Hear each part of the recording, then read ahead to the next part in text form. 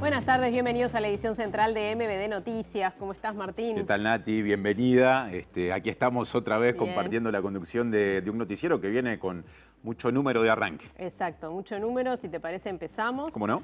Esta medianoche subirán los combustibles. El Poder Ejecutivo decretó un aumento de 1,50 para la nafta Super 95 y 3 pesos para el gasoil 50S, el más usado en el sector productivo. En cambio, el precio del supergas se mantendrá en su valor actual, como ya se había anunciado días atrás. Esto es lo medular, pero también aumentará el precio del litro de nafta premium y del gasoil 10S, combustibles menos usados que los antes mencionados. En ambos casos, el ajuste será de 1,50 pesos.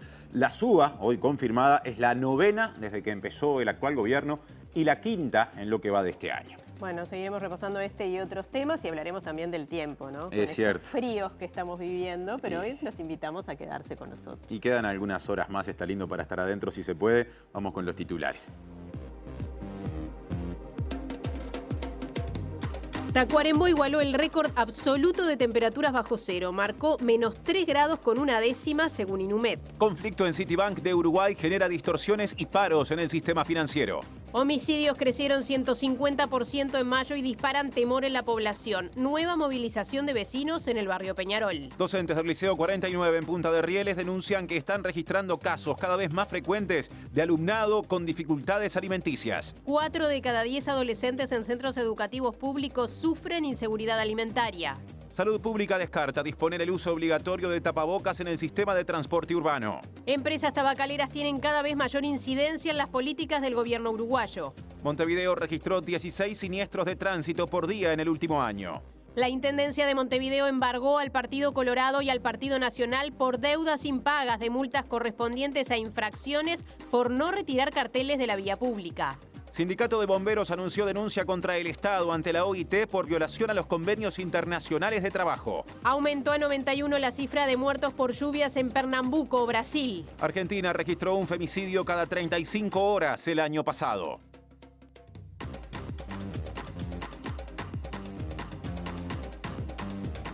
Un saludo, Martín, para quienes nos siguen a través de Uniradio 107.7. Eso en Montevideo y área metropolitana por la web uniradio.edu.uy. Empezamos a recorrer móviles, Nati. Exacto, ya tenemos pronta, seguramente con un poco de frío, a nuestra compañera Mariana Abreu. ¿Cómo andan, compañeros? El saludo para todos. Es un gusto estar en esta inauguración del CEDEL Casaballe, en el barrio Casaballe, que está inaugurando la cocina comunitaria. Es un centro de elaboración de alimentos que van a utilizar a partir de mañana diferentes emprendimientos de aquí de la zona. Unos 22 va a albergar este centro de alimentos, así que en unos minutos nada más vamos a estar conociendo esta cocina. Bueno, muchas gracias, Mariana, y también vamos a conocer lo que tiene para contarnos hoy nuestra compañera Julieta Núñez Tomás. Y está vinculado a la alimentación desde otra perspectiva. ¿Cómo te va, Juli? Bienvenida. ¿Cómo están, compañeros? Exactamente, vamos a hablar del derecho a la alimentación porque hoy se presenta un estudio del Núcleo Interdisciplinario sobre Alimentación y Bienestar de la Universidad de la República sobre el derecho a la alimentación durante la pandemia del COVID-19. Este estudio lo que hace es recoger las perspectivas de quienes trabajaron en la primera línea de apoyo a la emergencia alimentaria. Estamos hablando de las ollas populares, merenderos, canastas y todo ese sistema, toda esa red de apoyo que se generó. ¿Cuáles son sus impresiones sobre el derecho a la alimentación en Uruguay? Vamos a compartir también algunas cifras y algunos números vinculados a lo que fue esta emergencia alimentaria que sigue teniendo consecuencias y que muestra grandes desafíos para los años que vienen. Gracias, Julieta. Estaremos atentos y nos vamos de nuevo para afuera de estudios. Claro, está pronto Diego Martini, otro móvil de arranque en MBD Noticias. ¿Cómo te va, Diego? Buenas noches. Hola Natalia, hola Martín, ¿cómo les va? Nos encontramos en el barrio Peñarol, en la esquina de Volta y Newton, donde el domingo fue asesinado Washington, almacenero que tenía acá el almacén hace 20 años. Su esposa Ana está en CTI en Cuba, estable tras recibir un disparo. Los vecinos se movilizarán en unos minutos pidiendo seguridad por el barrio y estaremos ampliando sobre las cifras de seguridad. Según un relevamiento del Frente Amplio, van 42 homicidios en este mayo, que todavía no terminó, contra los 16 de mayo del año pasado. Así que son cifras bastante altas comparadas con el periodo anterior. Bien, Diego, muchas gracias. Volvemos en un ratito allí a la zona de Peñarol. Y con respecto a la situación alimentaria, ahora una mirada desde los liceos, porque se han dicho cosas. Lo que sucede es que no hay una forma prevista por secundaria para atender esta necesidad. La administración lo que aduce es que no es responsabilidad de los liceos dar de comer. Hay chiquilines que dejan de venir por esa situación, porque ante la crisis alimentaria muchos estudiantes terminan yendo a una situación que es la que nosotros queremos que no suceda, porque queremos que se mantengan en las instituciones educativas, que es que salen a buscar algún trabajo, alguna changa. Esas situaciones puestas en relación con el discurso de la reforma educativa precisamente sobre el rendimiento, ¿no? Y da cuenta como voy a usar una expresión que surge mucho en los centros educativos, ¿no? De boca de los educadores, como de mundos paralelos, ¿no? Bien, escuchábamos a Agustín Cano, profesor e investigador de la Universidad de la República, y también a un profesor y una profesora del Liceo 49. Que es un liceo de Punta de Rieles donde se constatan, según el cuerpo docente, casos justamente de jóvenes que tienen dificultades para alimentarse, lo que termina incidiendo en los cursos y también muchas veces en que abandonan o haciendo que abandonen la educación. Ya volveremos a eso, si te parece, Nati. Nos metemos en uno de los grandes temas de esta jornada. Sí, el aumento de los combustibles que aumentan esta medianoche. El Poder Ejecutivo decretó un aumento de 3 pesos para el gasoil y 1,50 para la nafta. Vemos el resumen, repasamos esos y otros precios. El litro de nafta Super 95 pasará a costar 80 pesos con 88 centésimos por litro. El litro de gasoil 50S, el más usado en la producción agropecuaria, pasará a costar 64 pesos con 99 centésimos. El kilo de supergas no sufrirá modificaciones y seguirá costando 63 pesos con 53 centésimos, ya que así lo había anunciado el gobierno días atrás, cuando comunicó que este precio se mantendrá congelado hasta septiembre. Además, hoy también se ajustaron los precios de la nafta Premium 97 y el gasoil 10S, variedades menos o poco usadas. Ambos precios subirán 1,50 pesos por litro desde las 0 horas. Pese al aumento de los precios de los combustibles, la venta en las estaciones de servicio no solo no bajó, sino que subió. En el último trimestre mostró un incremento en comparación con 2021, pero también con datos previos a la pandemia. La suba de precio de combustible no le gusta a nadie, a ningún consumidor. Lo digo de forma personal, lo dicen los comerciantes, lo dicen los clientes, es obvio, en ninguna parte del mundo. Es más, a todos nos molesta. Respecto a la pregunta concreta, si eso ha generado una baja, una merma en la venta, no. ¿Ah? De hecho, los números demuestran, analizado el primer trimestre, un crecimiento en los volúmenes vendidos respecto, obviamente, a años anteriores, porque era pandemia, pero incluso más que el año anterior a la pandemia. Y ahí se nota un crecimiento muy importante en el gasoil, fundamentalmente porque es todo lo que es el movimiento del sector agropecuario. La atracción más significativa se ve en el interior, relacionada a agricultura, o sea, claramente demuestra que hay mayor área plantada, volumen de transporte importante. Se nota, sí, fundamentalmente el interior. Ahí es donde se concentra la mayor venta de gasoil. ¿De cuánto estamos hablando de ese incremento de venta de gasoil? En el primer trimestre del año, más o menos un 10% más. ¿En comparación con 2021? En comparación con el año pasado, sí. Pero igual es más de lo que se vendió en el año 2019 previo a la pandemia, ¿no? Por eso digo, hay un crecimiento importante, a pesar de estos aumentos que son significativos en el precio, ¿no? Bueno, cambiamos de tema. Después de una reunión en el Ministerio de Trabajo y Seguridad Social, la delegación de la empresa Sinter Aperam confirmó el cierre de la fábrica. Sí, en este contexto la UNRWA va a desarrollar una serie de asambleas en los lugares de trabajo, preparando una movilización prevista para el 9 de junio, reclama soluciones para el sector automotriz y entiende que en total en el sector hay 3.500 puestos de trabajo en este momento amenazados. La empresa brasileña Aperam responsabilizó a la pérdida de competitividad del aumento de los costos y la evolución asimétrica de los costos laborales en relación con Brasil. El sindicato señala que hace 2 años esperan una respuesta del gobierno para el sector autopartista. Miles de puestos de trabajo perdidos. Hablamos de 3.000, 3.500 trabajadoras y trabajadores, muchos de ellos en el interior de la República. Y bueno, realmente llamamos la atención al Gobierno Nacional para que rápidamente dé señales que le importa el sector y bueno, acciones concretas. Estamos dispuestos como trabajadores a aportar la parte nuestra de elaboración, de aporte, para ver cómo podemos mantener los puestos de trabajo y lograr que vengan más inversiones, más empresas en este ramo de actividad. Dárdano, secretario de Industria de la UNRWA, entiende que se debe instalar un diálogo con las empresas para incentivar las inversiones, pero asegurando los puestos de trabajo. Habría que escuchar y discutir colectivamente de forma tripartita cómo podemos ser competitivos sin que esto implique reducción salarial ni empobrecer las condiciones de trabajo. Pero en el tema de la energía, los fletes, la tributación, etcétera, habría que buscar alternativas que permitan que estas empresas continúen hoy acá e incluso nos transmiten integrantes de las cámaras correspondientes que podrían venir proyectos nuevos si mejoran las condiciones. Bueno, reclamos también en los gremios del sector bancario, sí, porque un conflicto en Citibank genera distorsiones en el sistema financiero. El sector banca privada de AEU realizó una movilización con paro ante lo que se define como despidos inminentes. Seguiremos con atención cómo evoluciona la situación en torno al Citi. Entonces, por todo, por estos 16 compañeros, por cada uno de nosotros y nuestras familias. Bien, era una movilización, sí, allí en la zona de Rincón y Misiones. Claro, y ahora, Ciudad Vieja, el exacto, corazón de la Ciudad Vieja financiera, exactamente. Bueno, y ahora nos vamos a otra zona de la capital, al barrio Peñarol nuevamente. Está Diego Martini. Adelante, Diego.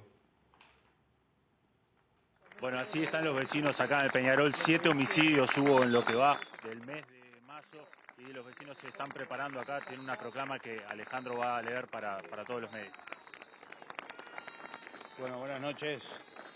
Esto es una carta que se redactó en un grupo de WhatsApp que hay cerca de, entre muchos de los que estamos acá.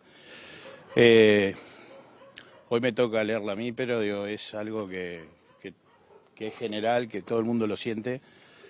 Y bueno, hemos perdido a Washington, lo asesinaron y tenemos a Ana, su esposa, peleando por su vida.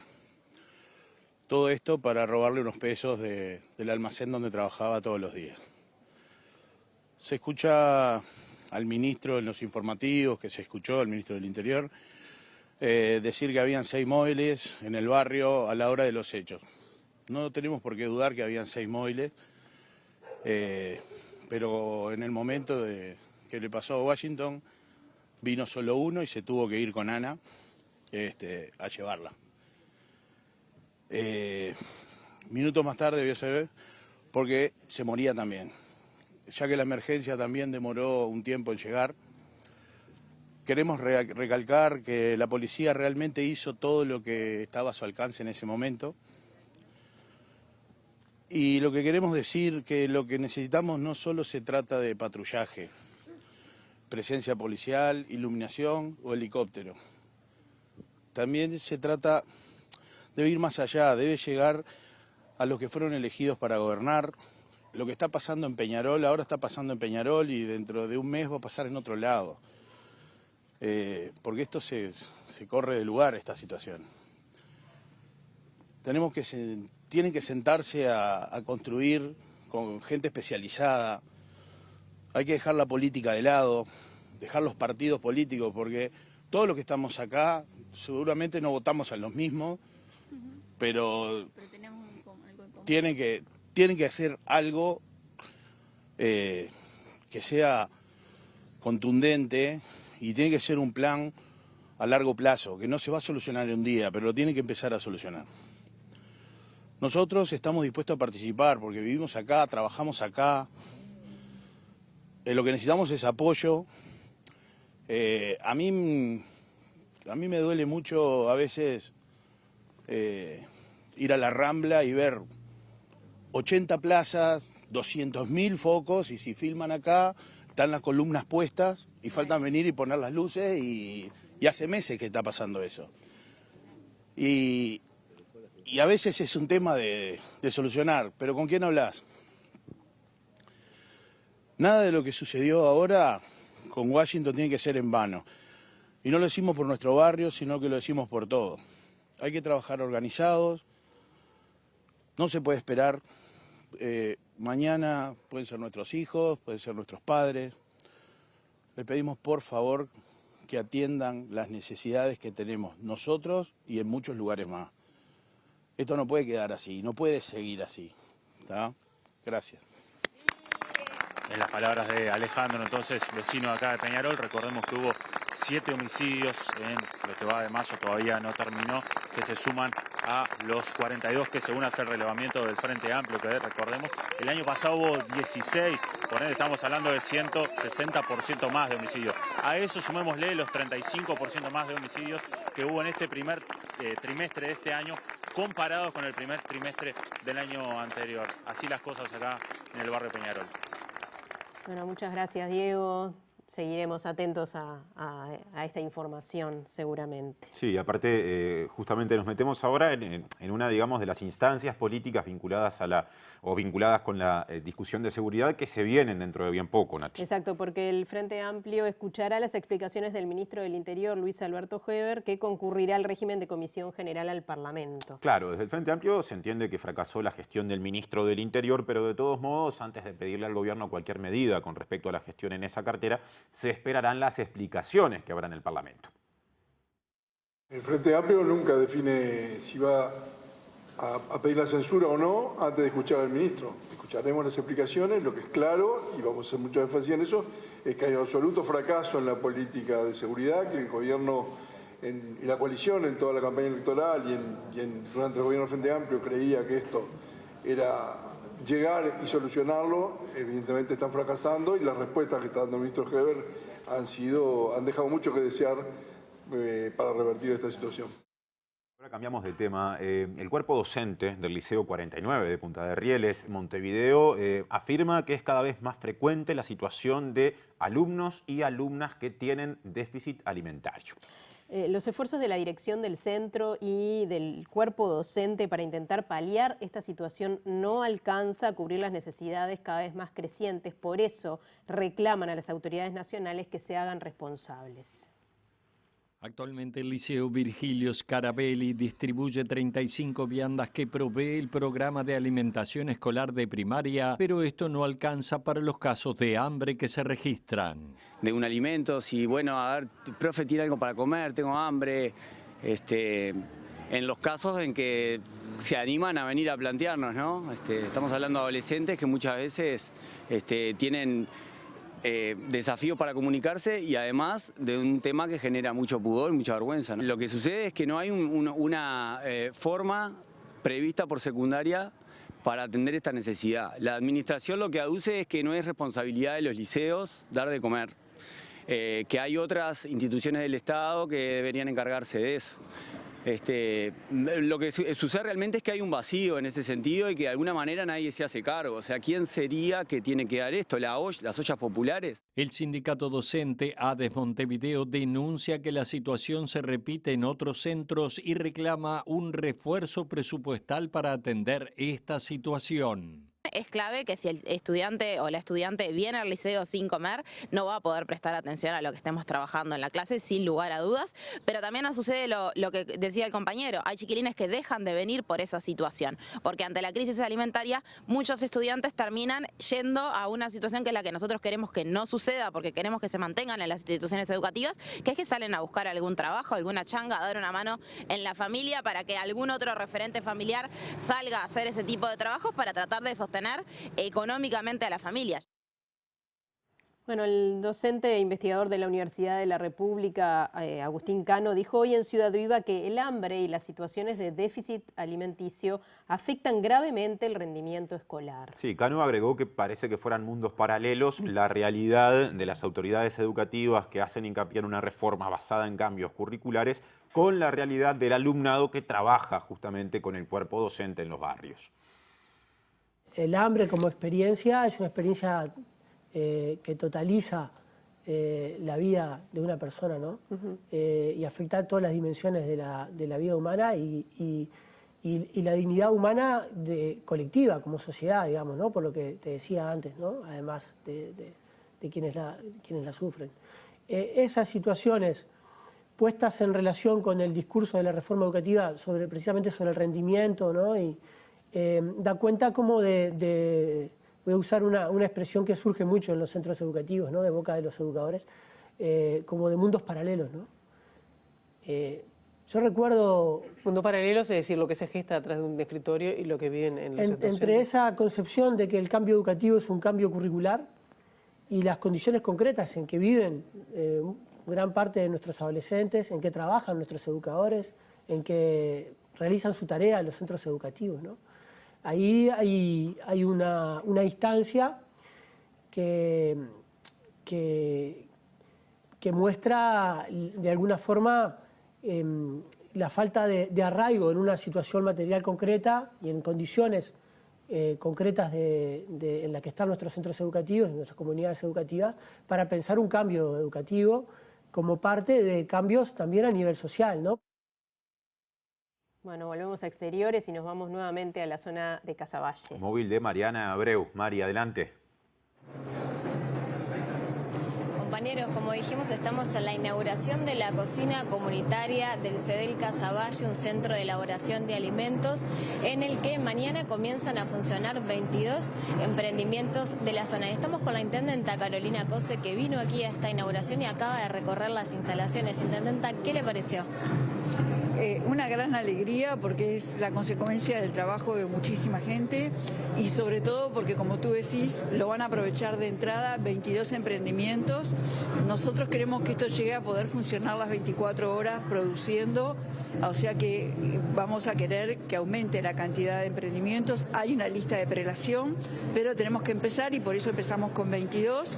Además de las instalaciones de cocina del mejor nivel, es una cocina totalmente accesible, o sea que si en el emprendimiento hubiera alguien con silla de ruedas, todo está pensado para que pueda usar desde los servicios higiénicos, la parte de higienización antes de ponerse a cocinar, la parte de operación, es totalmente inclusiva y después tiene un área destinada a aulas, tiene un aula totalmente equipada, porque este es un trabajo en el que hemos invitado a la UTU a participar en clases, en capacitación, para que salgan capacitados en manipulación de alimentos y en otros temas vinculados con la nutrición.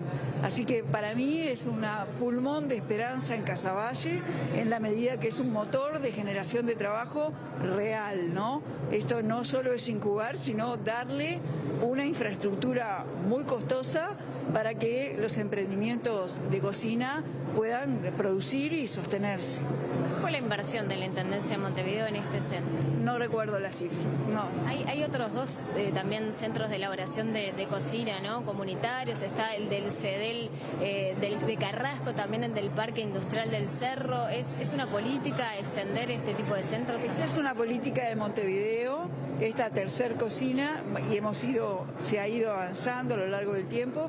La cocina del PTI tuvo un muy buen desempeño, la de Carrasco también. De hecho, las cosas ricas que se están exponiendo a la entrada vienen del CEDEL Carrasco, y bueno, queremos continuar en más barrios con infraestructura de este tipo, y bueno, vamos a llegar a tantos barrios como podamos. Intendenta, no puedo dejar de preguntarle, ayer concurrió a lo que fue el aniversario del Plan Ceibal, hubo críticas por parte de actores del Frente Amplio porque no hubo referencias al expresidente Tabaré Vázquez. ¿Qué opina? ¿Cómo lo vio? ¿Qué, perdón? ¿Cómo vio este asunto del aniversario del Plan Ceibal y la falta de referencias que cuestiona el Frente Amplio a Tabaré Vázquez? ¿Sabe lo que pasa? Que Tabaré es tan grande y es tan grande la obra que hizo el Frente Amplio con el Ceibal, que hay ausencias que son una enorme presencia. No se puede tapar el sol con un dedo. Me parece que fue un acto, ¿cómo decirlo? Quiero ser cuidadosa y reflexivo por parte de lo que organizaron e irrespetuoso. Pero irrespetuoso no de una persona, irrespetuoso de la política del Uruguay. Porque una política en el Estado no nace sola, no nace de un repollo. Nace porque hubo gente que la llevó adelante, que la propuso, que la impulsó, que impuso la novedad, que después se nos hizo normal, pero no era normal. Fue una cosa valiente, osada, ejemplo. Entonces, no nombrar a Tabaré dice más del que no lo nombra que de Tabaré. Muy bien, muchas gracias. Compañeros, volvemos con ustedes. Nos despedimos desde el CEDEL Casaballe. Bien, muchas gracias, Mariana. Nosotros seguimos con más información, cambiamos de asunto. Sí. Montevideo registró 5.895 siniestros de tránsito el año pasado, 849 menos que en 2019, año previo a la emergencia sanitaria. Esto involucra, entre otras personas, a peatones, ciclistas y motociclistas. La Intendencia de Montevideo destaca que la tasa de mortalidad del departamento cada 100.000 habitantes registró en 2021 6,6, un valor inferior al del 2019 y aún menor al comienzo del quinquenio, si bien los datos suponen una suba en relación al 2020, cuando descendió considerablemente la movilidad. La tasa de mortalidad cada 100.000 habitantes es 6,6, que es la más baja del país, la mitad del promedio nacional. Y eso, digamos, bueno, se hace en base a un trabajo de coordinación y de actividad y de acciones basadas en la evidencia, es decir, lo que llamamos nosotros buenas prácticas. Las realidades municipales son bien diferentes y por lo tanto, digamos, bueno, las acciones también tienen que adaptarse a cada realidad. Y hay municipios complejos, digamos, los que están sobre todo más a la periferia, donde los controles también tienen que intensificarse, pero siempre acompañados de la policía, porque son a veces lugares medio complejos, y a su vez en la construcción de acciones que permitan disminuir la cantidad de lesionados y fallecidos en el tránsito. Los controles se hacen, digamos, y los controles se hacen en esos municipios también, hay que intensificarlos y para eso precisamos el trabajo conjunto también con la policía, porque no es posible hoy mandar equipos de inspectores de tránsito a lugares medios complejos donde pueden ser y han sido agredidos, y por lo tanto el trabajo conjunto con la policía es fundamental. Y el otro elemento fundamental también es que pasa en las rutas del departamento, porque en las rutas del departamento los inspectores de tránsito no pueden actuar, digamos, ahí tiene que actuar la policía caminera y tenemos que articular las acciones, si no puede haber una frontera, digamos, que separe lo que es la zona urbana de las rutas nacionales. En la cantidad de siniestros con lesiones predominan los motociclistas varones y jóvenes. Ahora otro asunto, aumentaron significativamente las certificaciones por dificultades vinculadas a salud mental, por problemas de salud mental en el funcionariado de ACE. Ansiedad y depresión son algunos de los factores que se repiten, que se ven con más frecuencia. Pablo Cabrera, director en representación de los trabajadores de ACE, de este organismo, explicó que el impacto de la pandemia en la atención sanitaria y las agresiones sobre los equipos móviles del organismo de ACE son algunas de las causas de esta situación. Para nosotros hoy empieza siendo una alerta importante por contacto con trabajadores y trabajadoras en forma directa. No tenemos cuantificado aún, pero esto justamente en esta cercanía nos hace intentar abrir un camino que sea de búsqueda de datos concretos para lograr un trabajo efectivo, ya que entendemos que es sustancial. Y tiene varias aristas, porque el tema de la salud mental, que lo veníamos ya tratando interpandemia, porque la realidad que hubo para los trabajadores y las trabajadoras dentro del proceso pandemia fue importante y de un alto impacto de la salud mental, por lo que era estar en una puerta de emergencia recibiendo pacientes que desarrollaban la enfermedad, compañeros dentro de los CTI, viendo justamente lo que podía significar la pérdida de personas y que en muchos de los casos hasta de cercanía por el tema de la pandemia, pero que no solamente lo ceñimos al tema pandemia, sino que también abrimos espacios hasta anteriores y algunos que se profundizan aún más en estos tiempos que están atados a los temas de la seguridad. Si estamos escuchando las noticias, encontramos cada muy poco tiempo agresión directa a un móvil en atención en el barrio.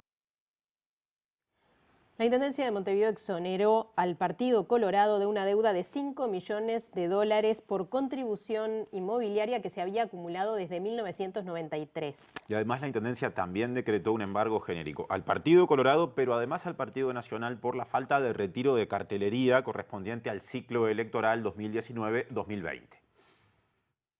En la notificación al Partido Colorado se decretó el embargo genérico por 115 multas por un total de 10,3 millones de pesos, equivalente a $234.000. La primera multa es del 17 de junio de 2019, mientras que la última es de febrero del 2021. Como se entiende que las multas estaban impagas, la Intendencia de Montevideo inició juicio ejecutivo para su cobro, por lo que se decretó el embargo para cubrir el importe de la suma. La primera audiencia fue suspendida y se espera una nueva esta semana. Hay una multa por no pago, por no retiro de las cartelerías de las elecciones tanto nacionales como departamentales. Eso está en la vía judicial, ya está dentro del juzgado, tiene que seguir el curso que corresponda con las audiencias que tienen que darse. Por otro lado, la Intendencia exoneró de una deuda de contribución que el Partido Colorado tenía con la comuna desde 1993. Se contempló un pedido hecho por el partido por 4 padrones del inmueble ubicado en la sede de la calle Andrés Martínez Trueba. Todas las propiedades estaban a nombre de César Valle Pacheco y no del partido. No se dio lugar al pedido sobre un edificio ubicado en José Belloni, ya que se entiende que no se ajusta a derecho. Por ley, todos los partidos políticos están exonerados del pago de contribución de un inmueble. En el decreto habla de una unidad o habla de un padrón. Después la reglamentación precisa, dice claramente que es un inmueble que puede tener varios padrones. Lo que era importante era que se diera la certificación notarial de la posesión de esos padrones, lo cual ellos presentaron, así que están en todo el derecho de hacer esta solicitud y en el marco legal que corresponde nosotros se la otorgamos. Solamente a estos 4 padrones que constituyen este inmueble. Hay un padrón que también lo solicitaron que nosotros consideramos que no ajusta a derecho y no se le dio. Ahora saludo otra vez. Casi 20% de la población de más de 15 años consume algún tipo de tabaco y 6.500 personas al año mueren de enfermedades tabacodependientes aquí en Uruguay. Estos datos fueron conocidos hoy, los dio el Ministerio de Salud Pública en el marco del Día Mundial sin Humo de Tabaco. Actualmente todavía el 19,7% de nuestra población mayor de 15 años sigue siendo consumidor de los distintos tipos de productos de tabaco. Esto implica que alrededor de 6.500 personas uruguayos mueren cada año como consecuencia de las enfermedades tabacodependientes. En adultos sigue siendo mayor el consumo en hombres que en mujeres, a pesar de que se está disminuyendo la brecha. En jóvenes, ya hace muchos años, consumen más las mujeres que los varones. La prevalencia de consumo de tabaco en los adolescentes, que ha bajado enormemente, actualmente está en una meseta. Alrededor del 11,5% de los adolescentes entre 13 y 15 años consumen tabaco. Y esto es una preocupación y por lo tanto tenemos que incentivar campañas de información, tenemos que trabajar para que se implementen las medidas del convenio marco relacionadas a los precios del tabaco, tenemos que seguir avanzando en lo que tiene que ver con la regulación, la prohibición de la venta por Internet. El Ministerio de Salud Pública presentó datos sobre el impacto ambiental de la cadena productiva del tabaco. Esteves puntualizó que la producción de dispositivos electrónicos para el consumo de tabaco tienen mayor impacto en el medio ambiente. Y hay mayor incidencia de la industria tabacalera en las políticas antitabaco de Uruguay, según indica el Centro de Investigación para la Epidemia del Tabaquismo. Es un dato importante porque hasta hace no mucho Uruguay lideraba el índice internacional de interferencia de la industria tabacalera. Esto fue hasta hace 2 años y ahora bajó a la mitad de ese ranking, digamos, por falta de normativas de transparencia y también por falta de reglamentación, entre otros aspectos. Exacto, se señala también como algo negativo el hecho de que la campaña del actual presidente de la República haya tenido financiamiento de la industria tabacalera cuando está prohibido por ley. En Artigas, por ejemplo, la Intendencia fomentó, y uno se da cuenta que está vinculado a la industria tabacalera, fomentó estos cultivos. También hubo un decreto que salió que en realidad lo único que implicó fue un beneficio a la industria porque se le habilitó a comercializar nuevos productos. tampoco hay normativas de transparencia a la interna de la administración. La campaña del actual presidente tuvo financiamiento de la industria tabacalera cuando no se puede por ley. O sea, son varias cosas que se van sumando que terminaron por ese índice mostrar de que en realidad no estábamos tan bien como se suponía que estaba antes. Entonces, lo que muestra esto es que hay una mayor incidencia de la industria en lo que son las políticas de control de tabaco de Uruguay. ¿Y cómo se explica el que se haya podido superar ese escollo de que no está permitido que se participe en una campaña electoral y esto haya sucedido? No, que en realidad quedó en la nada. O sea, las cifras son cifras oficiales. Uno puede entrar a la Corte Electoral, descargar la financiación de cada campaña y uno verlo ahí. Esto se dijo públicamente, pero no pasó más nada que eso. Incluso la promoción que se está haciendo en Artigas sobre el cultivo de tabaco tampoco se puede hacer porque la normativa establece, la ley uruguaya establece de que no se puede hacer promoción ni patrocinio de lo que son productos de tabaco. El Frente Amplio difundió en sus redes sociales un video homenajeando al expresidente Tabaré Vázquez, aunque en realidad, ahora que pienso, tiene claramente que ver con lo anterior. Sí, claro. Uno de los promotores de este Día Mundial sin humo de tabaco.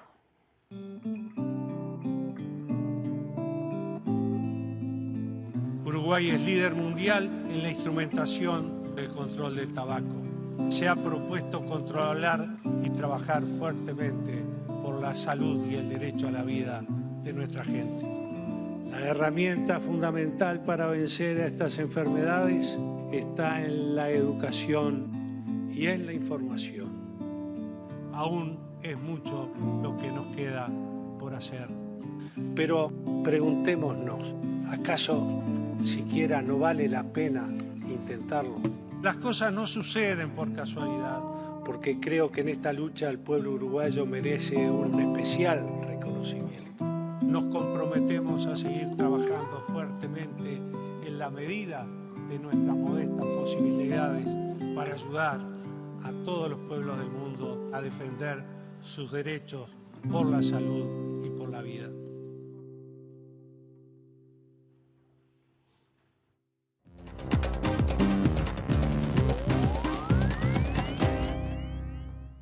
Y nos metemos ahora en el análisis económico. Sí, porque fue una jornada de divulgación de datos muy importantes con respecto al mercado laboral y a los salarios. Empezamos por los salarios y empieza a analizar esos datos Germán de Agosto. ¿Cómo te va, Germán? ¿Cómo andan? ¿Todo bien? Todo bien. Sí, lo que conocimos hoy fue, para empezar, los datos vinculados a el salario durante el mes de abril y lo que marcan es lo que ahora vemos en la primera placa. Es un crecimiento del salario en términos nominales, ahí estamos hablando de lo que es la variación del índice medio de salarios, del IMS, que es de 7,2%.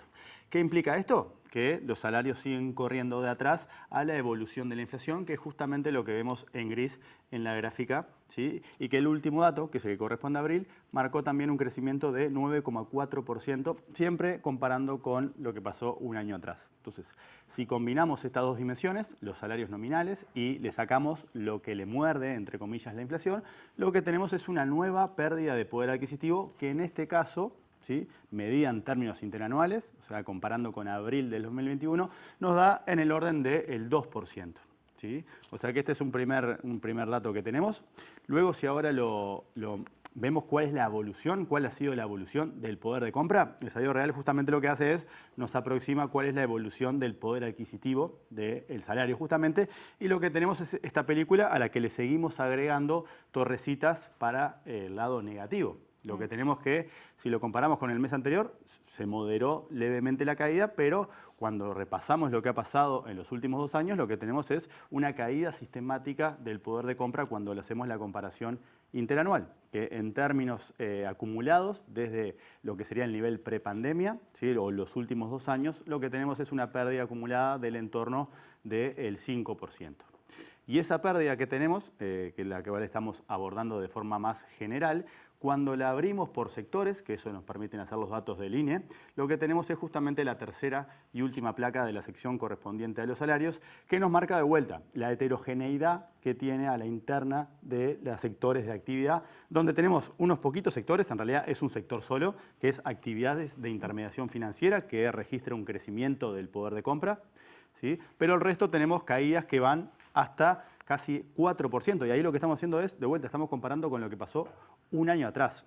¿sí? Por ejemplo, servicios sociales y de salud es el sector que más se vio afectado por la evolución combinada de lo que son los precios y los salarios durante justamente el mes de abril. Si agrupamos estos subsectores en lo que sería el sector privado y el sector público, el sector privado registró una caída mayor del poder adquisitivo del orden de 2,1%, en tanto el sector público tuvo un retroceso del salario real del entorno de 1,7%. Uno se queda pensando en eso de la intermediación financiera como sector en el que hay crecimiento salarial y hasta qué punto refleja que, bueno, que determinados ámbitos de la actividad económica se han visto más beneficiados que otros en los últimos tiempos. Sí, y el que menos, ¿no? Los servicios de Además. salud, por ejemplo. Y además tenés ese tipo de paradoja que se generan cuando vos mirás los datos en términos mensuales, ¿sí? Pero justamente lo que tenés es un reflejo de la heterogeneidad que vemos a nivel de otras dimensiones macroeconómicas que hemos discutido más de una vez. Te esperamos para más adelante hablar de la situación del mercado laboral, Germán. Exactamente. Muy bien, seguiremos con eso. Bien.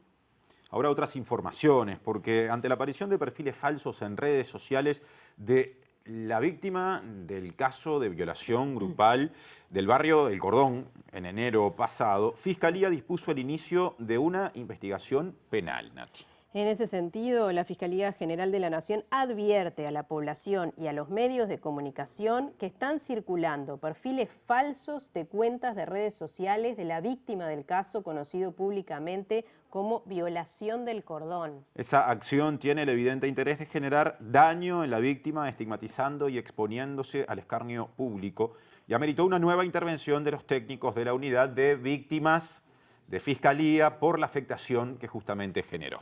Enterado de los hechos, el fiscal de corte Juan Gómez dispuso de inmediato el inicio de una investigación de oficio para identificar a los responsables de este delito, por lo que remitió los antecedentes a la Dirección de Depuración, Priorización y Asignación para que asigne la fiscalía que corresponda. Y ahora pasamos a la política de drogas y la discusión que se generó después de la reciente entrevista de BBC con el presidente de la República, Luis Lacalle Pou, porque habló, Nati, de este asunto el ex secretario general de la Secretaría Nacional de Drogas, Diego Olivera, que se desempeñó, recordemos, en parte de las administraciones del Frente Amplio. Exacto, hasta el 2020. Claro. Y quiso mostrar su disconformidad con el diseño de la regulación de la marihuana por no ser una ley de su gobierno y por las reformas que el gobierno piensa plantear. Esto con respecto a lo que dijo el presidente de la República, Luis Lacalle Pou. Yo creo que ahí el presidente se puso un poco el cassette que utilizaba en campaña, cuando a veces los discursos no necesariamente estaban apegados a la realidad objetiva de las políticas. Pero lo cierto es que esta es una política donde el Estado uruguayo no produce la marihuana con sus propios recursos. Lo que hace es crear una institución, que es el IRCA, y esa institución otorga permisos a empresas privadas que son las que cultivan y otras empresas privadas que son farmacias, digamos como las que todos conocemos a nivel comunitario o barrial, que son las que expenden. Entonces, tanto cultivadores como comercializadores son empresas privadas. Sí, yo creo que el presidente quiso mostrar su desconformidad con la situación actual de la regulación o con el diseño que ha tenido.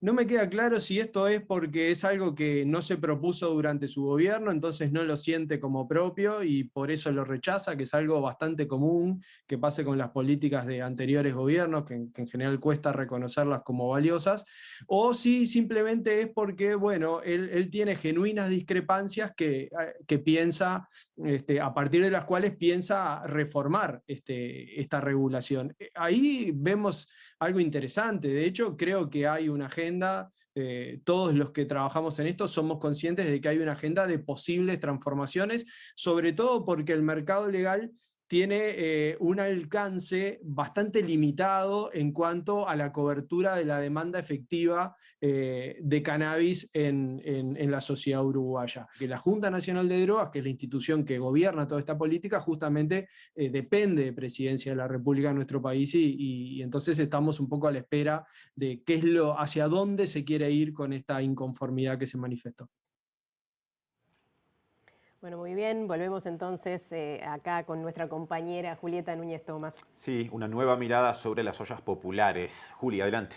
¿Cómo están, compañeros? Sí, vamos a desarrollar lo que presentamos al principio, que tiene que ver con este estudio que el Núcleo Interdisciplinario sobre Alimentación y Bienestar de la Universidad de la República presentó hoy. De hecho, está presentando en este momento ese informe llamado Derecho a la Alimentación en Uruguay durante la pandemia de la COVID-19, experiencias de la sociedad civil, y lo que hace es recoger un número muy grande de entrevistas a los protagonistas y las protagonistas que estuvieron en la primera línea de respuesta frente a la emergencia alimentaria en los primeros momentos y siguiendo, también continuando ya en 2021,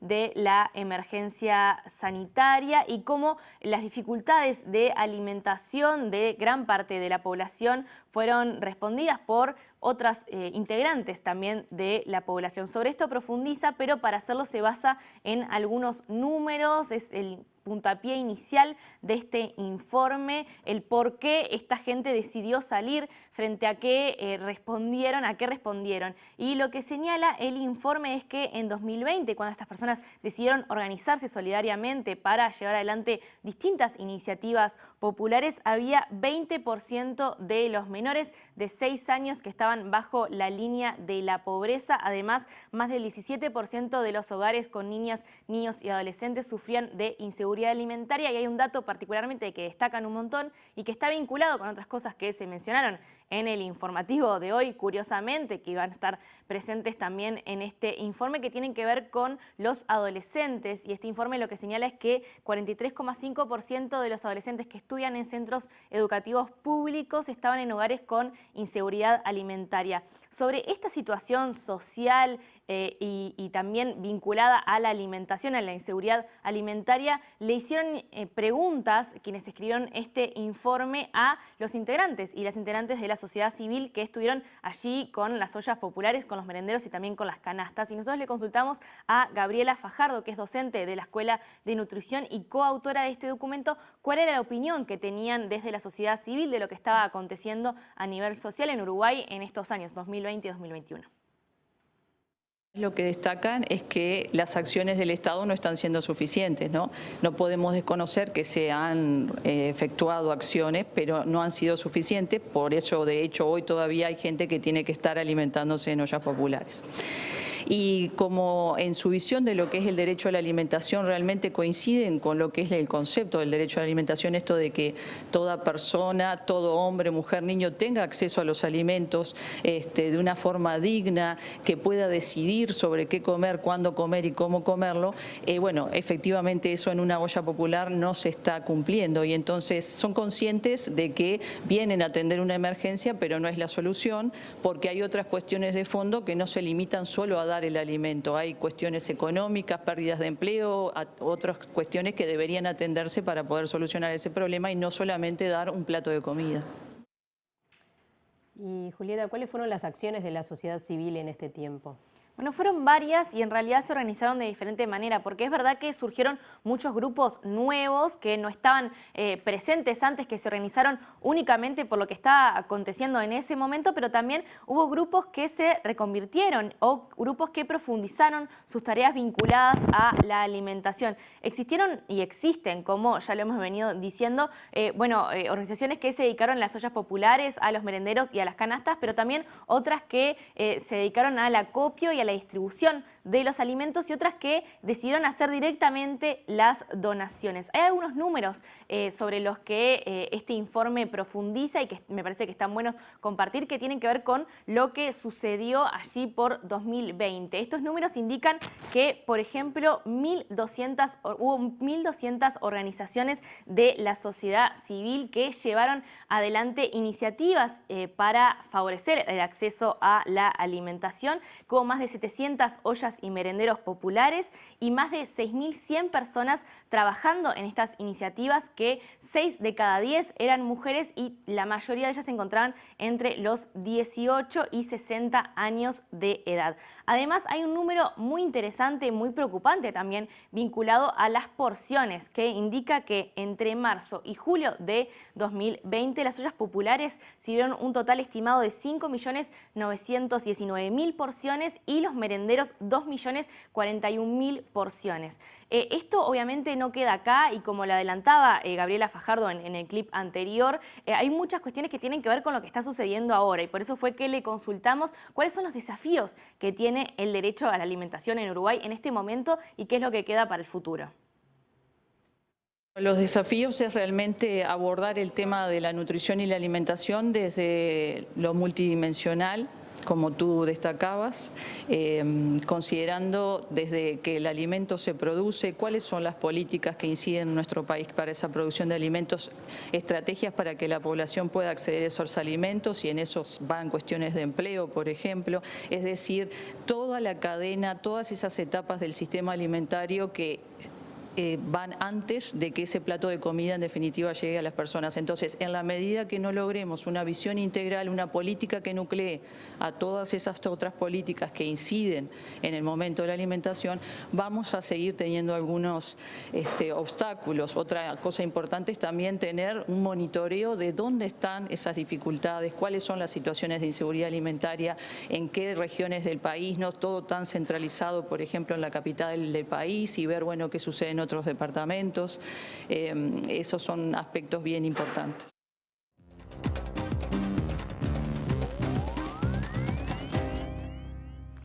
¿Qué tal? Comenzamos el capítulo internacional y lo hacemos una vez más en Colombia, donde la carrera electoral hacia el 19 de junio, cuando se dispute el balotaje entre los dos candidatos que resultaron ganadores. Hace unos días nada más, estamos hablando de Gustavo Petro y Rodolfo Hernández, ya ha comenzado. De hecho, Gustavo Petro dijo que necesita 1,5 millones de votos nada más para poder ser el presidente de Colombia, mientras que Rodolfo Hernández dijo que aceptará los apoyos que ya ha recibido, por ejemplo, del candidato del uribismo, Federico Fico Gutiérrez, que quedó en tercer lugar, pero que no va a cambiar su discurso.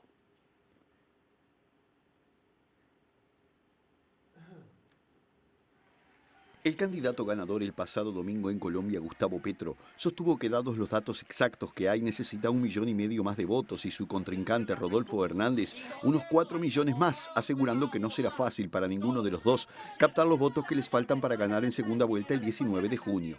Petro se mostró confiado en que en las 3 semanas que faltan podrá alcanzar el tercer triunfo en línea, refiriéndose a que ganó la interna del Pacto Histórico en marzo de este año y al pasado domingo, cuando se ubicó en primer lugar con el 40,3% de los votos. El candidato populista Rodolfo Hernández, por su parte, aseguró este lunes en su primera declaración tras haber pasado a la segunda vuelta que muchos votarán por él porque están en contra de su contendiente, el izquierdista Gustavo Petro, algo que no puede detener. Lo que pasa es que quieren votar en contra de Petro y votan a favor mío, eso yo tampoco lo puedo detener, afirmando que para llegar a la presidencia necesita votos y los recibirá, pero que no cambiará el discurso, asegurando que su compromiso es con Colombia y no con politiqueros ni con políticos que ahora quieren volver al ruedo a través de su esfuerzo. Petro, candidato del Pacto Histórico, fue el más votado con el 40,32% y tendrá que definir la presidencia con Hernández de la Liga de Gobernantes Anticorrupción, que tuvo el 28,15% y que ya recibió el apoyo del gran perdedor de los comicios, el uribista Federico Fico Gutiérrez.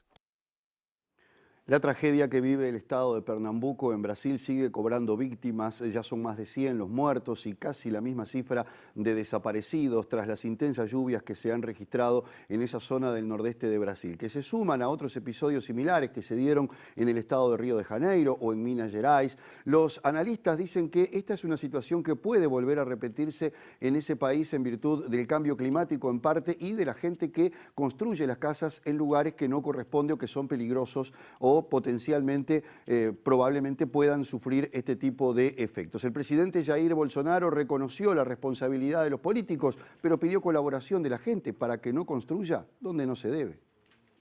El mandatario acusó a los políticos de ser responsables de estas situaciones, pero dijo también que la población podría colaborar evitando construir su residencia en lugares que se sabe que en caso de exceso de precipitaciones, la tragedia se hará presente. El mandatario fue entrevistado por el programa de TV Brasil Urgente sobre las lluvias en el nordeste, que ya suman más de 90 muertos y una treintena de desaparecidos, y se refirió a la ocupación irregular de tierra, recordando las tragedias de Petrópolis y Angra dos Reis, ambas producto de las lluvias en Río de Janeiro meses atrás. En la tarde de este domingo, 9 municipios declararon estado de emergencia, incluida la capital Recife, al tiempo que casi 4.000 personas debieron abandonar sus hogares y no se descarta que aumente el número de víctimas fatales y desaparecidos. Según el gobierno estatal, se observó un total de 12 puntos de desplazamientos de tierra, por lo que personal especializado y perros rastreadores realizan tareas de rescate luego que la tormenta alcanzara la cifra poco habitual de más de 1.000 milímetros en pocas horas y donde en menos de 24 horas cayó 70% de las lluvias previstas para todo el mes de mayo. El tema de los femicidios en la República Argentina es dramático. El año pasado se produjo un femicidio cada 35 horas y este año la situación no es mucho mejor. Por otra parte, de las 251 víctimas que se registraron el año pasado, 42 habían denunciado situaciones de violencia. El pasado año en Argentina fueron asesinadas 251 mujeres por violencia de género, una cada 35 horas, según el informe del Registro Nacional de Femicidios que elabora la Oficina de la Mujer de la Corte Suprema con datos estadísticos de las causas judiciales de todo el país. De acuerdo a los datos, el 81% de las asesinadas fueron víctimas de violencia doméstica, 42 habían denunciado previamente la situación de violencia y al menos 22 tenían medidas vigentes de protección, mientras que del total 231 fueron víctimas directas y 20 fueron víctimas de femicidio vinculado. Según el Registro Nacional de Femicidios, el promedio de edad de los femicidas fue de 40 años y al menos 25 pertenecían a alguna fuerza de seguridad, de los cuales 19 estaba en actividad al momento del hecho, mientras que el 20% tenía algún tipo de consumo problemático de sustancias, ya sea de manera habitual o al momento del hecho, sobre todo alcohol, cocaína y marihuana. Otro dato que surge de acuerdo a las organizaciones vinculadas al tema es que los casos de asesinato contra mujeres y personas trans en el país resultaron más numerosos en los primeros 3 meses del año que durante el confinamiento por la pandemia de coronavirus, al tiempo que aumentó la tasa de femicidios durante el 2022 al registrarse casi un caso por día. Volvemos al escenario de la guerra de Ucrania, donde las tropas rusas intensifican sus ataques en el este y de hecho prácticamente tienen dominada la ciudad de Severodonetsk, la más importante de la región de Lugansk, una de las repúblicas separatistas. Allí prácticamente ya tienen el control de esa ciudad, con lo que estarían asegurándose el dominio de esta provincia y de hecho seguirían avanzando en el Donbass. El presidente ucraniano Volodymyr Zelensky dijo que las sanciones son insuficientes y volvió a reclamar armas desde Occidente para poder hacer frente a los rusos. Por otra parte, en el plano ya de la energía, Rusia hoy cortó precisamente el suministro a los Países Bajos y también a Dinamarca porque no acepta que no le paguen en rublos. La mayor parte de Severodonetsk, ciudad clave en el este de Ucrania, habitada por unas 100.000 personas antes del inicio de la guerra, se encuentra actualmente bajo control del ejército invasor, reveló este martes el gobernador de la región de Lugansk, Sergei Gaidai, quien afirmó que se producen intensos combates en la zona. Por desgracia, hoy los soldados rusos controlan la mayor parte de la ciudad, indicó Gaidai, y lamentó una destrucción del 90% de la localidad, agregando que los combates tienen lugar en el centro de la ciudad y que en estos momentos no hay ninguna posibilidad de irse de Severodonetsk. Esta ciudad, así como la cercana Lysychansk, se han convertido en el objetivo principal del Kremlin en los últimos días, y si Moscú logra tomarlas podría reclamar una eventual victoria total en la provincia separatista de Lugansk, aunque todavía quedan focos de resistencia ucraniana. En otro orden, el presidente ucraniano Volodymyr Zelensky agradeció al Consejo Europeo por el 6º paquete de sanciones, pero consideró que Rusia debe sentir un precio mucho más alto por su agresión, remarcando que cuanto más completo sea el abandono del petróleo ruso, mayor será el beneficio para la propia Europa al final. Por su parte, Igor Sobka, director de la oficina del presidente Zelensky, sostuvo que el ritmo de las medidas hasta ahora ha sido demasiado lento, afirmando que su país tampoco está de acuerdo con los tiempos en las entregas de armas por parte de Occidente para sus fuerzas, ya que si hubiera sido de otra manera, según dijo, Ucrania habría comenzado la liberación de Mariupol de inmediato y expulsado a las fuerzas rusas del Donbass.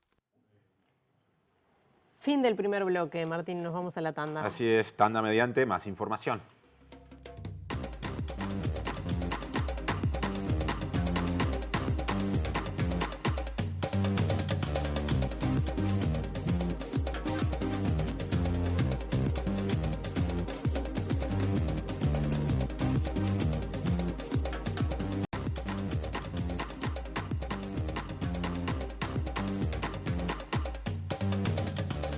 Bienvenidos al segundo bloque. Hoy le dijimos a Germán de Agosto que era jornada con 2 columnas, digamos, o con Exacto. 2 apariciones. Parece que viene la segunda. Exacto, recibimos nuevamente a Germán de Agosto, que en este caso va a hablar de empleo. Ahora sí, ahora Bien. nos metemos justamente con los datos vinculados a los principales indicadores. Uno es el empleo, es el indicador que utilizamos para reflejar cómo viene evolucionando la demanda de trabajo. Y el otro indicador son la tasa de actividad, que justamente refleja cómo viene evolucionando la oferta, y el contraste entre los dos, que es justamente la tasa de desempleo. Entonces, comenzamos analizando qué es lo que viene pasando con el empleo, demanda, y con la actividad. Y lo que estamos viendo es que luego de una segunda mitad del 2021 de importante recuperación, lo vemos ahí al final como sube de forma bastante pronunciada en ese, o vinculado a ese efecto rebote que hemos tenido, lo que está pasando en los últimos meses es que se ha estabilizado esa recuperación, tanto del empleo como de la actividad. Eso vemos en el último, los dos indicadores caen un poquito, y en este último mes, que es el mes de abril, justamente caen en una proporción similar. Eso supone que cuando miramos ahora lo que es la tasa de desempleo, que es justamente el indicador que surge del desequilibrio entre la oferta y la demanda, lo que tenemos es que se mantuvo estable en el entorno de 7,7%. Eso es lo que vemos ahora en la quinta y última placa de esta doble sección, que justamente lo que refleja es que aproximadamente 138.000 personas están hoy desempleadas. Eso es lo que surge de la tasa de desempleo de 7,7%, que tenemos también la desagregación, es un poco menor en Montevideo que en el interior, y otros indicadores adicionales que tenemos como para complementar el diagnóstico del mes de abril en relación al mercado laboral tienen que ver con el subempleo, que está en el entorno del 9%. El subempleo es, dentro del universo de las personas que vimos en la placa anterior como personas empleadas, son aquellos trabajadores que trabajan menos horas de lo que están disponibles y de lo que quieren trabajar. Eso es lo que nosotros reflejamos a través de la variable subempleo. Y después también tenemos lo que es la variable del no registro de la seguridad social, o directamente la informalidad, que está en el entorno del 21% y se mantuvo estable en relación al mes anterior. Entonces, con este escenario del mes de abril, lo que nos queda preguntar es, bueno, ¿cuáles son las perspectivas hacia adelante, teniendo en cuenta que, por un lado, hay algunos factores transitorios detrás de la recuperación del empleo, que tienen que ver, por ejemplo, con los jornales solidarios, que tienen que ver con el plan ABC, que tienen que ver también con las obras vinculadas a UPM, que también son efectos transitorios. A término, digamos, ¿no? Exactamente, que de alguna manera, cuando pensamos prospectivamente hacia adelante, no van a seguir impulsando como lo hicieron en los últimos meses, ¿sí?, lo que es la recuperación del empleo, y eso supone importantes desafíos. Por ejemplo, los que discutimos cuando analizamos cuál es la visión de los empresarios en relación al mercado laboral, entendiendo a los empresarios justamente como quienes toman decisiones en relación a la contratación o no. Y de vuelta, lo que tenemos es que, pensando en los niveles pre-pandemia, más o menos hay un 24% de los que contestaron la encuesta que visualizan que el nivel de empleo va a ser menor al que fue en 2019. Eso lo que nos permite hipotetizar es básicamente que lo que hay también es un componente de avance o de incorporación de tecnología que hace todavía más compleja la reinserción de los trabajadores que hoy por hoy están amparados dentro de estos programas, que son, como bien decía Martín, de naturaleza transitoria, ¿sí? Por más que se extiendan unos meses, no se van a extender de forma perpetua, y eso va a dejar un contingente de personas que de alguna manera van a empezar a reflejarse en otros indicadores, ¿sí? Por ejemplo, en lo que tiene que ver con la tasa de desempleo. Bien, bueno, muchas gracias, Germán. Por favor, muchas gracias a ustedes. Bien, bueno, y nosotros seguimos, tenemos más información, Martín. Sí, cambiamos de tema, ¿te parece? Nos metemos en cuestiones vinculadas con violencia de género y con hechos bien recientes, ¿no? Sí, exacto, porque la madre de Lola Chomnalés, Adriana Belmonte, participará de la marcha Ni Una Menos, que será este viernes convocada por la Intersocial Feminista. Este año la marcha se va a realizar bajo la consigna Ni Una Menos, hasta que paren de matarnos. El presunto asesino de la adolescente argentina fue detenido, recordemos, hace poco, el 18 de mayo, luego de un estudio de ADN que detectó una coincidencia de 99,9% con la sangre encontrada en su momento en la escena del crimen. Bien. Y vamos a hablar del tiempo. Sí. Porque se registró un nuevo récord de frío en la ciudad de Tacuarembó, donde hubo 3 grados con 10 décimas bajo cero, igualando el récord absoluto registrado en mayo de 2006. Después, siguiendo con el repaso, Mercedes, Trinidad y Yung, ¿no? Estamos hablando de departamentos de Soriano, de Flores y de Río Negro, estuvieron a décimas de igualar el valor mínimo absoluto. En Mercedes, que habitualmente en estos momentos del año tienen registros muy bajos, hubo 4,3 grados bajo cero. Después hubo menos 2,5 en Trinidad y 1 grado bajo cero en la ciudad de Yung. Hasta mañana está vigente una ola de frío tras el ingreso de una masa de aire de origen polar. Las zonas más afectadas son el suroeste, centro, este y noreste, con temperaturas extremas mínimas que oscilarán entre menos 3 y 2 grados y máximas entre 10 y 13 según Inumet. Se prevé la formación de heladas y precipitaciones en las zonas costeras del país. Y ahora nos metemos en el pronóstico habitual, el de todos los días, digamos, ¿no? Exacto, vamos a ver cómo va a estar el tiempo, las máximas y las mínimas para mañana, miércoles 1 de junio, empieza el 6º mes del año, una mínima de 1 grado y una máxima de 11. Todos unos en la placa correspondiente al miércoles, Sí, ¿no? Eso exacto. es lo que junio nos tiene preparados para el comienzo. Como siempre aclaramos al llegar a este momento del noticiero, esto es para Montevideo y área metropolitana. Pasado mañana, segundo día del mes, jueves 2 de junio, va a haber un leve repunte, pero muy leve. Mínima de 3 grados. Máxima de 12. Bueno, y el viernes 3 de junio la mínima es de 3 grados y la máxima sube un poquitito a 14, pero sigue estando muy frío. Hay un sol leve que en esta época del año calienta poco, así que a seguir cuidándose, mucho abrigo. En el mundo, en particular en Estados Unidos, es una discusión la vinculada a la tenencia de armas. Bueno, en Uruguay también, y eso viene en el lado B. Exacto, así que bueno, les pedimos o les sugerimos que sigan en la pantalla de TV Ciudad y nosotros nos reencontramos mañana a las 19 horas. No lo podemos exigir, pero les invitamos a que nos acompañen, a que se queden, que pasen lindo.